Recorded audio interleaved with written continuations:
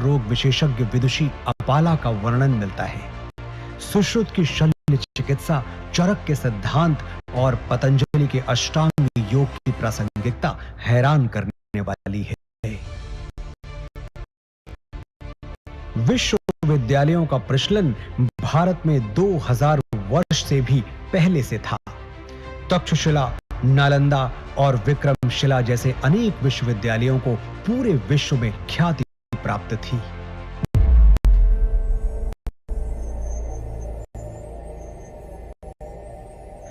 वैभवशाली मौर्य साम्राज्य के उत्थान और विस्तार के साथ ही यहां सातवाहन, पल्लव और कुषाण, गुप्त वंश का स्वर्णिम काल, राष्ट्रकूट, चालुक्य, चेर, पांड्य वंशों और कश्मीर आदि के शासकों की गौरव गाथाएं संकलित हैं।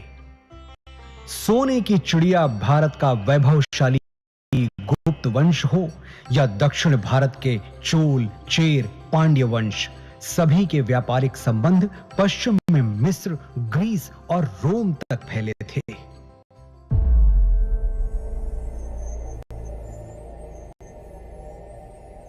युग परिवर्तन के साथ अब प्रवेश करते हैं मध्यकाल में, जहां राजपूतों की शौर्य गाथा के साथ सल्तनत और मुगल युग का इतिहास संकलित है।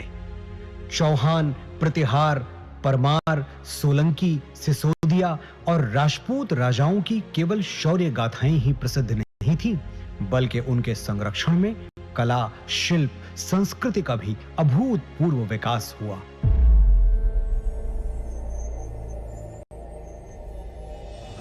राजपूतों, मराठों और मुगल शासकों के ही युग में उत्तर पूर्वी भारत में अहोम शासन और दक्षिण में विजयनगर साम्राज्य का समृद्ध वास्तुशिल्प देखते हुए होयसल, यादव, मराठा शासकों का इतिहास देखते हुए अगले पड़ाव की ओर बढ़ते हैं।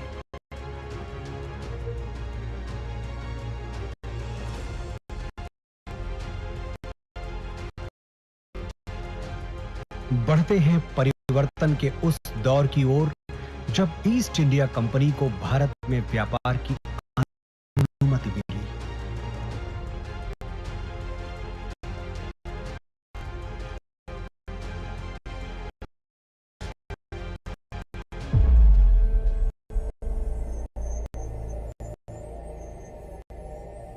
पांचवें जोन में देखिए कैसे प्लासी और बक्सर की लड़ाइयों के साथ शुरू हुआ औपनिवेशिक शासन का विस्तार।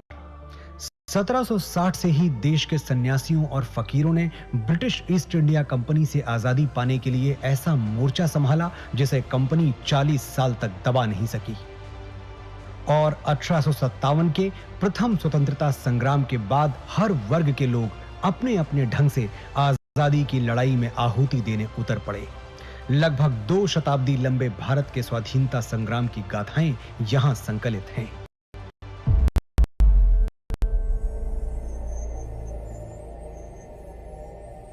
वर्षों के संघर्ष के बाद भारत की आजाद हवा में स्वतंत्रता का तिरंगा लहराया।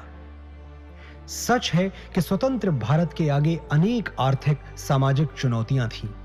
हर चुनौती को पार करने के लिए, सशक्त राष्ट्र का निर्माण करने के लिए स्वतंत्र भारत ने फिर से राष्ट्र को संप्रभु लोकतांत्रिक गणराज्य बनाया।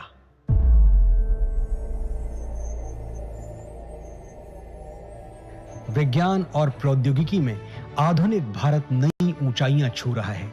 नई दिशाओं में नव प्रयोगों से नए आयाम तय कर रहा है। राष्ट्र को सुरक्षित बनाने के नित नए प्रयास सतत जारी हैं। रक्षा के क्षेत्र में भी भारत आत्मनिर्भर बन रहा है। अंतरिक्ष विज्ञान में ऊंची उड़ान, दिन प्रतिदिन बढ़ता डिजिटल संसार, चिकित्सा के क्षेत्र में अद्वितीय योगदान, दिनों दिन होता आर्थिक व्यापारिक विस्तार, शिक्षा का उत्थान प्रसार इस जोन के अन्य कक्षों में क्रमशः संकलित है। आज जब हम आजादी के अमृत काल से शताब्दी वर्ष की ओर अग्रसर हो रहे हैं, भारत के अतीत की अनमोल विरासत, वर्तमान के अथक प्रयासों और भविष्य की झलकियों की कहानियां समेटे बनने जा रहा है विश्व का यह सबसे विशाल संग्रहालय, युगे युगीन भारत राष्ट्रीय संग्रहालय।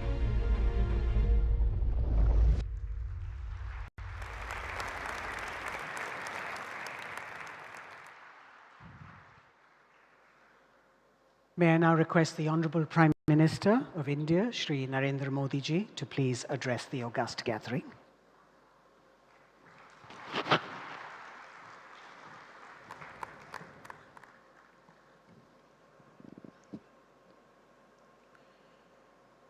कैबिनेट में मेरे सहयोगी श्री जी किशन रेड्डी जी, मीनाक्षी लेखी जी, अर्जुन राम मेघवाल जी, लू म्यूजियम के निर्देशक मैनुअल रबाते जी,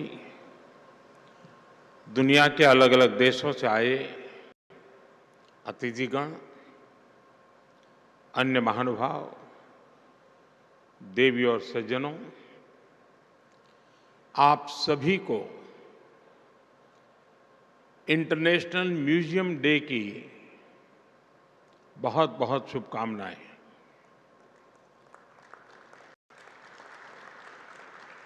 आज यहां म्यूजियम वर्ल्ड के दिग्गज जुटे हुए हैं। आज का ये अवसर इसलिए भी खास है क्योंकि भारत अपनी आजादी के 75 वर्ष पूरे होने के उपलक्ष्य में अमृत महोत्सव मना रहा है। इंटरनेशनल म्यूजियम एक्सपो में भी इतिहास के अलग अलग अध्याय आधुनिक तकनीक से जुड़कर जीवंत हो रहे हैं। जब हम किसी म्यूजियम में जाते हैं तो ऐसा महसूस होता है जैसे बीते हुए कल से, उस दौर से हमारा परिचय हो रहा है, हमारा साक्षात्कार हो रहा है। म्यूजियम में जो दिखता है वो तथ्यों के आधार पर होता है, प्रत्यक्ष होता है, एविडेंस बेस्ड होता है। म्यूजियम में हमें एक और अतीत से प्रेरणाएं मिलती हैं तो दूसरी ओर भविष्य के प्रति अपने कर्तव्यों का बोध भी होता है। आपकी जो थीम है सस्टेनेबिलिटी एंड वेलबींग, वो आज के विश्व की प्राथमिकताओं को हाईलाइट करती हैं और इस आयोजन को और ज्यादा प्रासंगिक बनाती है। मुझे विश्वास है आपके प्रयास संग्रहालयों में युवा पीढ़ी की रुचि को और बढ़ाएंगे, उन्हें हमारी धरोहरों से परिचित कराएंगे। मैं आप सभी का इन प्रयासों के लिए अभिनंदन करता हूं।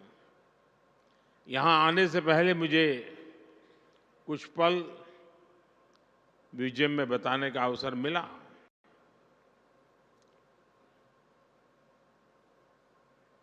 हमें कई कार्यक्रमों में जाने का अवसर आता है, सरकारी, गैर सरकारी,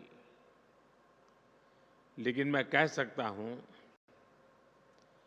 कि मन पर प्रभाव पैदा करने वाला पूरा प्लानिंग, उसका एग्जीक्यूशन,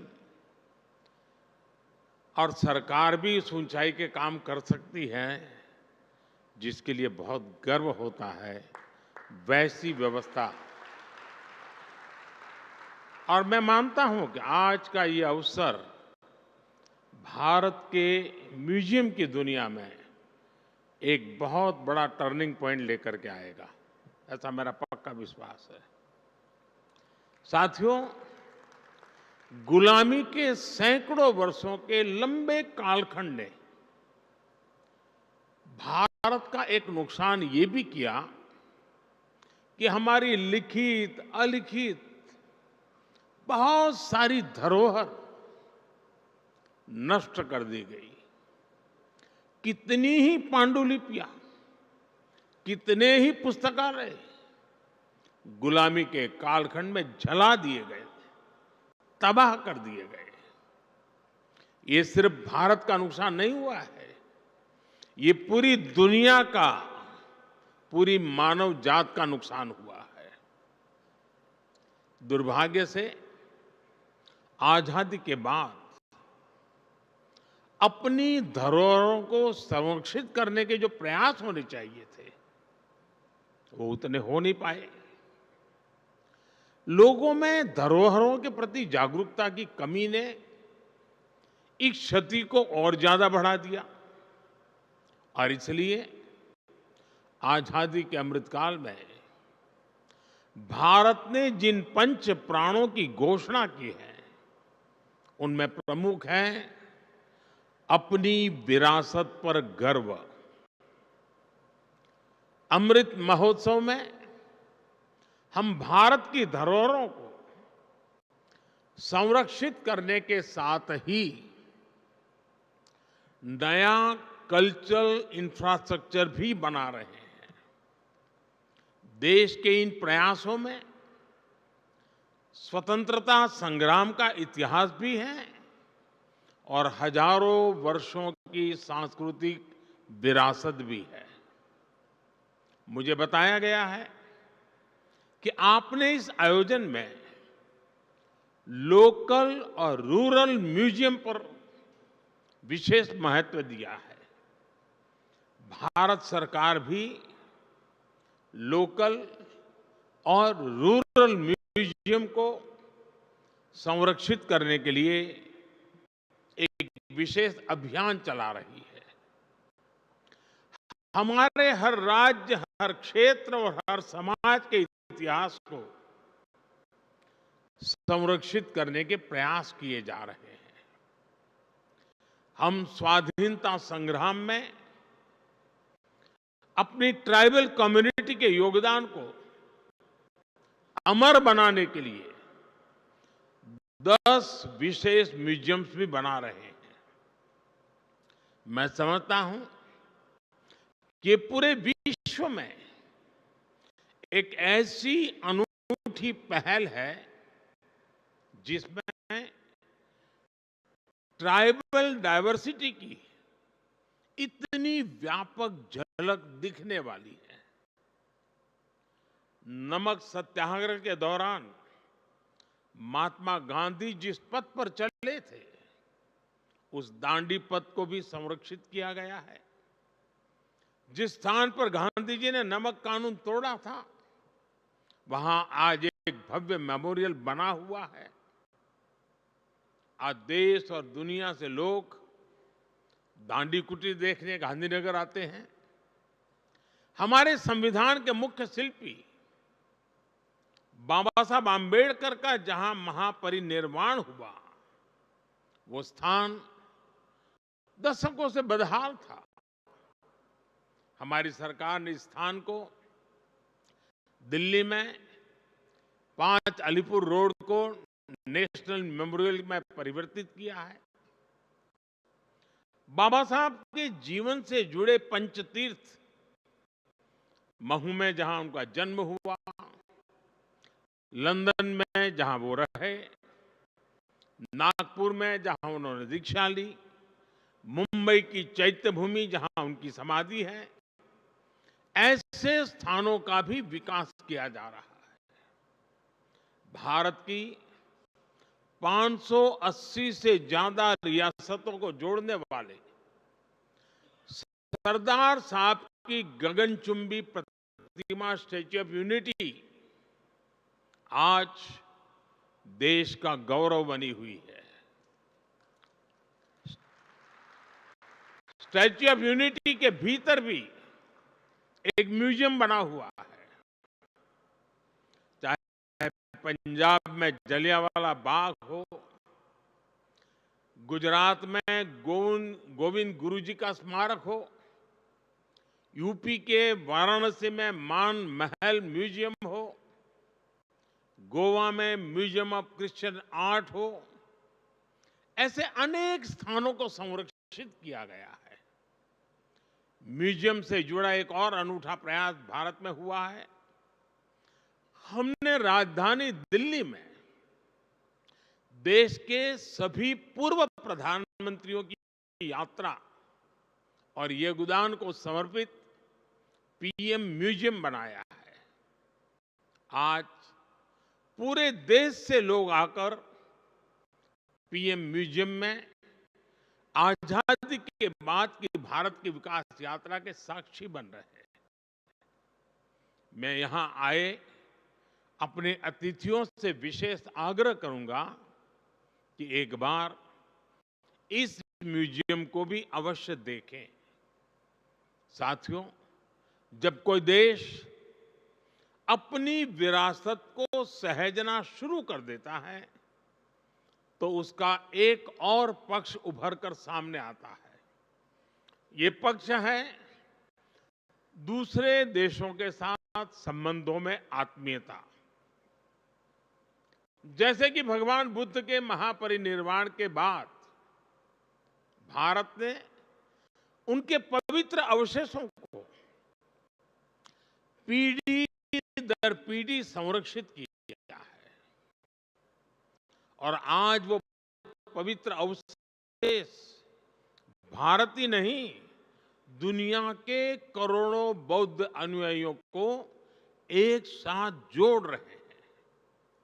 अभी पिछले वर्ष ही हमने बुद्ध पूर्णिमा के अवसर पर 4 पवित्र अवशेषों को मंगोलिया भेजा था। वो अवसर पूरे मंगोलिया के लिए आस्था का एक महापर्व बन गया था। बुद्ध के जो रेलिक्स हमारे पड़ोसी देश श्रीलंका में है, बुद्ध पूर्णिमा के अवसर पर उन्हें भी यहां कुशीनगर लाया गया था। ऐसे ही गोवा में सेंट क्वीन केटेवान के पवित्र अवशेषों की धरोहर भी भारत के पास संरक्षित है। मुझे याद है जब हमने सेंट क्वीन केटेवान के रेलिक्स को जॉर्जिया भेजा था तो वहां कैसे राष्ट्रीय पर्व का माहौल बन गया था। उस दिन जॉर्जिया ने अनेकों नागरिकों वहां के सड़कों पर एक बड़ा मेले जैसा माहौल हो गया था, उमड़ पड़े थे। यानी हमारी विरासत वैश्विक एकता, वर्ल्ड यूनिटी का भी सूत्रधार बनती है और इसलिए इस विरासत को संजाने वाले हमारे म्यूजियम्स की भूमिका भी और ज्यादा बढ़ जाती है। साथियों, जैसे हम परिवार में साधनों को आने वाले कल के लिए जोड़ते हैं, वैसे ही हमें पूरी पृथ्वी को एक परिवार मानकर अपने संसाधनों को बचाना है।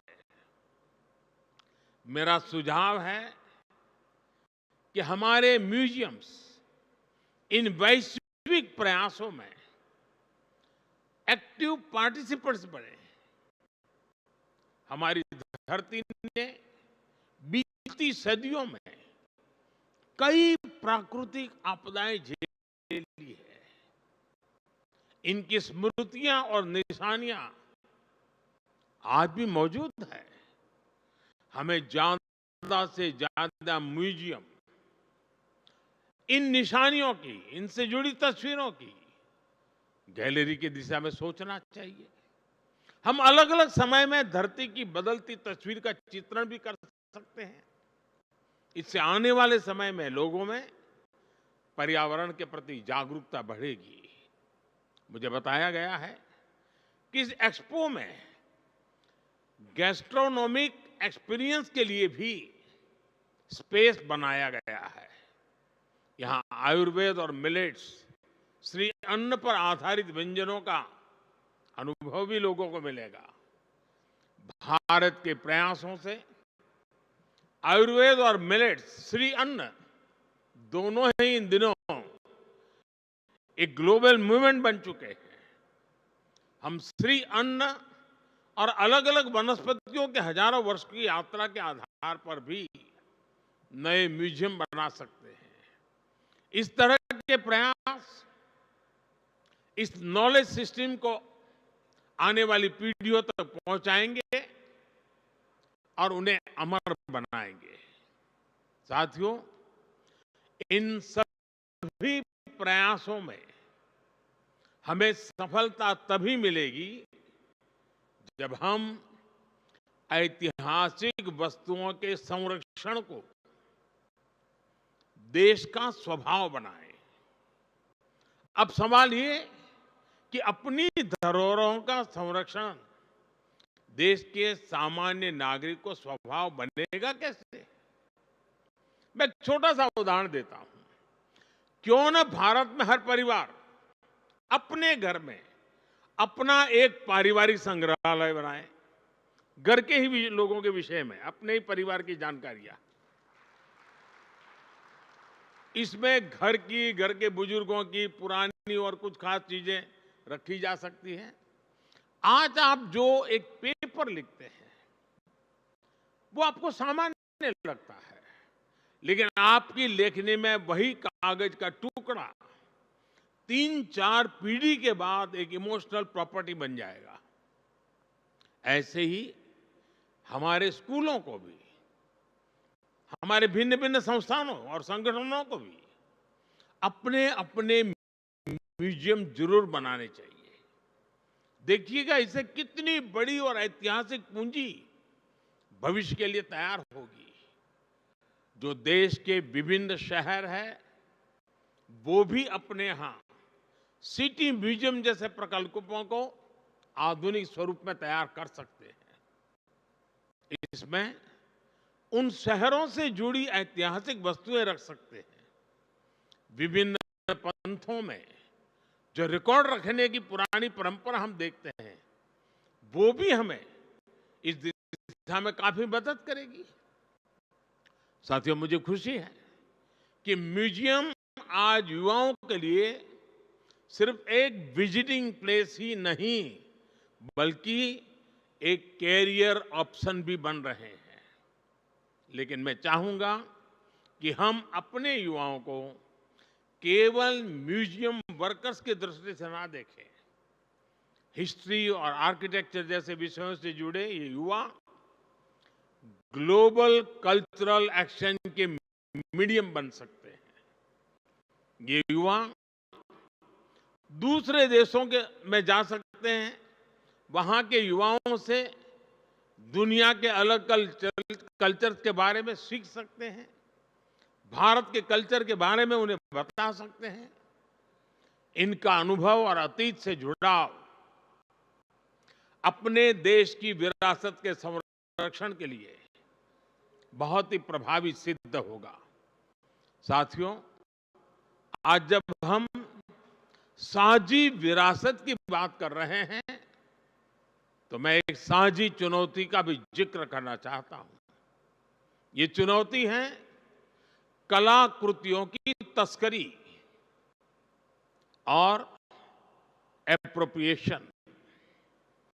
भारत जैसे प्राचीन संस्कृति वाले देश सैकड़ों वर्ष से इसे जूझ रहे हैं। आजादी के पहले और आजादी के बाद भी हमारे देश से अनेकों कलाकृतियां अनएथिकल तरीके से बाहर ले जाई गई। हमें इस तरह के अपराध को रोकने के लिए मिलकर काम करना होगा। मुझे खुशी है कि आज दुनिया भर में भारत की बढ़ती साख के बीच अब विभिन्न देश भारत को उसकी धरोहर लौटाने लगे हैं। बनारस से चोरी हुई मां अन्नपूर्णा की मूर्ति हो, गुजरात से चोरी हुई महिषासुर मर्दिनी की प्रतिमा हो, चोल साम्राज्य के दौरान निर्मित नटराज की प्रतिमाएं हो, गुरु गोविंद सिंह जी के नाम से सुशोभित तलवार हो, पिछले 9 साल में ही करीब 240 प्राचीन कलाकृतियों को भारत वापस लाया गया है। जबकि उसके पहले कई दशकों तक ये संख्या 20 भी नहीं पहुंची थी। इन 9 वर्षों में मैं भारत से सांस्कृतिक कलाकृतियों की तस्करी भी काफी कम हुई है।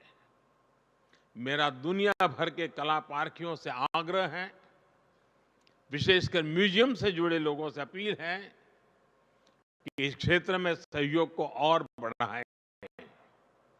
किसी भी देश के किसी भी म्यूजियम में कोई ऐसी कलाकृति नहीं हो जो अनएथिकल तरीके से वहां पहुंची हो। हमें सभी म्यूजियम्स के लिए इसे एक मोरल कमिटमेंट बनाना चाहिए। साथियों, मुझे विश्वास है हम अतीत से जुड़े रहकर भविष्य के लिए नए आइडियाज पर इसी तरह काम करते रहेंगे। हम विरासत को सहेजेंगे भी और नई विरासत का निर्माण भी करेंगे। इसी कामना के साथ आप सभी का हृदय से बहुत बहुत धन्यवाद।